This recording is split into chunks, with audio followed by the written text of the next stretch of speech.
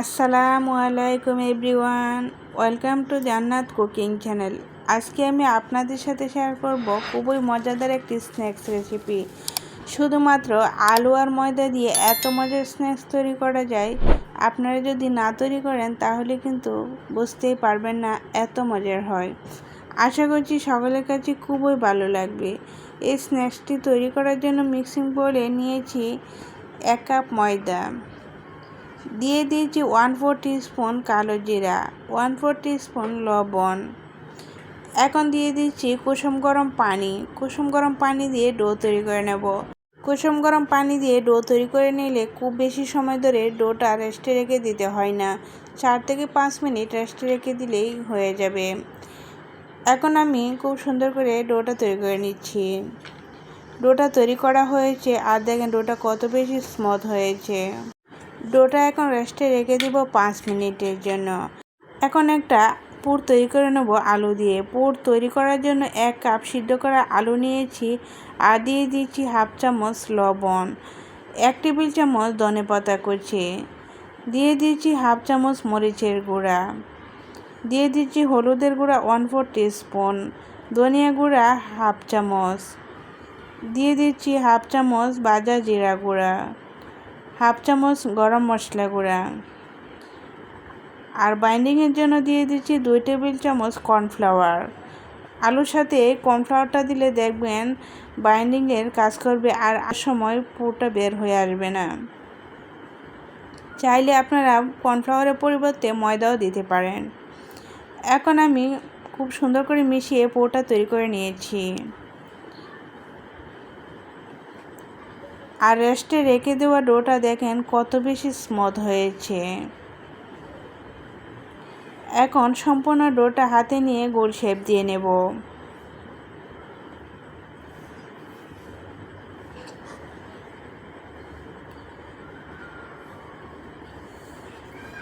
সম্পূর্ণ ডো দিয়ে আমি একটা বড় রুটি তৈরি করে নেব। এখন অল্প ময়দা চিটিয়ে পাতলা একটা বড় রুটি তৈরি করে নেব। আপনারা চাইলে ছোটো ছোটো করে রুটি তৈরি করেও কিন্তু এগুলো তৈরি করতে পারবেন।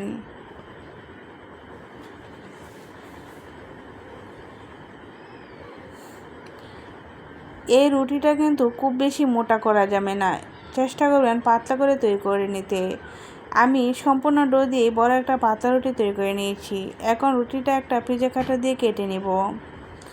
আপনারা দেখলেই বুঝতে পারবেন এই স্ন্যাক্সগুলো একবারই সহজ, যেরকম দেখতে সুন্দর খেতেও মজা হয় আর ঝটপট তৈরি করে নেওয়া যায়।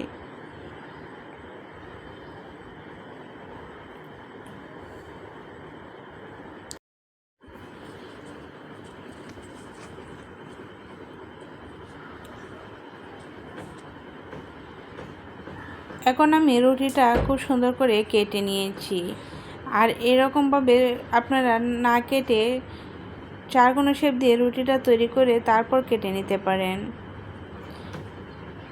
এখন তৈরি করা পুরটা আমি এই রুটির মধ্যে দিয়ে স্ন্যাক্সগুলো তৈরি করে নেব।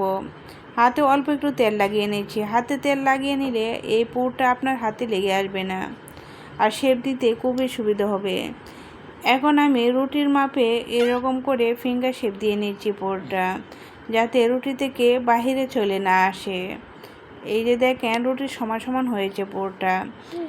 এখন ঘুরিয়ে ঘুরিয়ে আমি রুলের মতো স্ন্যাক্সের শেপ দিয়ে নিচ্ছি।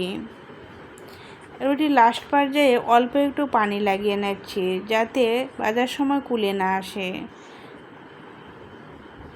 আর এরকম করে সবগুলো তৈরি করে নেব। আরও একটা তৈরি করে দেখিয়ে দিচ্ছি। প্রথমে পুরোটা এরকম ফিঙ্গার শেপ দিয়ে নিয়েছি রুটির মাপে, আর রুটির লাস্ট পর্যায়ে অল্প একটু পানি লাগিয়ে নিচ্ছি, যাতে ভাজার সময় কুলে না আসে। আর এই স্ন্যাক্সগুলো খুবই সুন্দরভাবে সেট করে দিতে হবে। টাইট করে সেট করে দিলে কিন্তু খুবই সুন্দর হবে। স্ন্যাক্সগুলো ভাজার জন্য চুলায় একটি প্যান বসিয়ে পর্যাপ্ত পরিমাণ তেল দিয়ে তেলটা ভালো করে গরম করে নিয়েছি আর সবগুলো স্ন্যাক্স একসাথে দিয়ে ভেজে নেব। চুলার আঁচ কিন্তু কমিয়ে ভাজা যাবে না, চুলার আঁচটা মিডিয়ামে রেখে ভেজে নিতে হবে, তাহলে কিন্তু খুব তাড়াতাড়ি মুচমুচে হবে আর স্ন্যাক্সগুলো কালারও খুব তাড়াতাড়ি আসবে। আর খুব বেশি কমিয়ে রাখলে ভিতরের পুরটা বের হয়ে যাবে।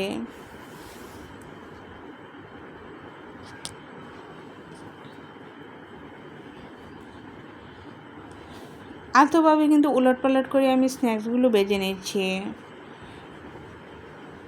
যতক্ষণ পর্যন্ত ভালোভাবে কুক না হয় আর মুচমুচে না হয় ততক্ষণ পর্যন্ত ভেজে নিতে হবে।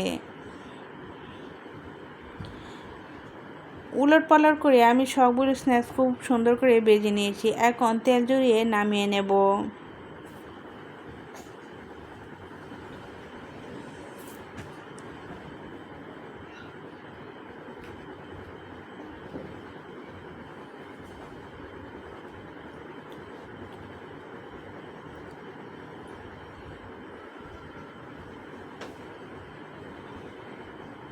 আপনাদের পছন্দ মতো স্ন্যাক্সগুলো ভেজে নেবেন। যেরকম আপনার সবগুলো স্ন্যাক্স খুব সুন্দর করে ভেজে নিয়েছি। আর দেখেন দেখতে কত বেশি লোভনীয় হয়েছে আর খেতেও কিন্তু অনেক মজার হয়েছে। আশা করছি রেসিপিটা আপনাদের কাছে খুবই ভালো লেগেছে। রেসিপিটা ভালো লেগে থাকলে একটা লাইক দিতে ভুলবেন না। আপনি যদি আমার চ্যানেলে নতুন হয়ে থাকেন তাহলে সাবস্ক্রাইব করে আমার চ্যানেলের পাশেই থাকবেন। পেজ থেকে দেখে থাকলে পেজটা ফলো করে রাখবেন। আর দেখেন ভিতরে কত বেশি সুন্দর হয়েছে, খেতেও কিন্তু অনেক মজার হয়েছে।